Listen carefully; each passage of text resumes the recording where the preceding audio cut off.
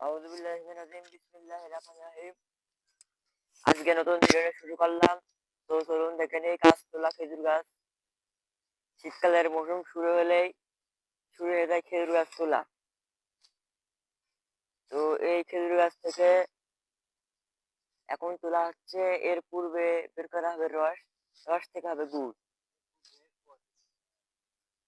তো চলুন দেখতে থাকি। কেবল শুরু মাত্রই খেজুর গাছ তোলা শুরু করেছে।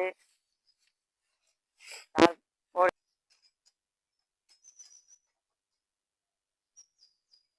এটা দেখুন, চিকুন শরীরটা দাবেরও কিনলো। এইটাতে গাছগুলো দেখতে পাচ্ছেন খুব সুন্দর ভাবে টেলা হয়ে গিয়েছে, এবং এর পূর্বে আবারও কাটবে, মানে এর পরে আবার কাটার পরে মানে চাষ দেবে যাকে বলে। চাষ দেওয়ার পরে আবার কাটার পরে রস বের হবে।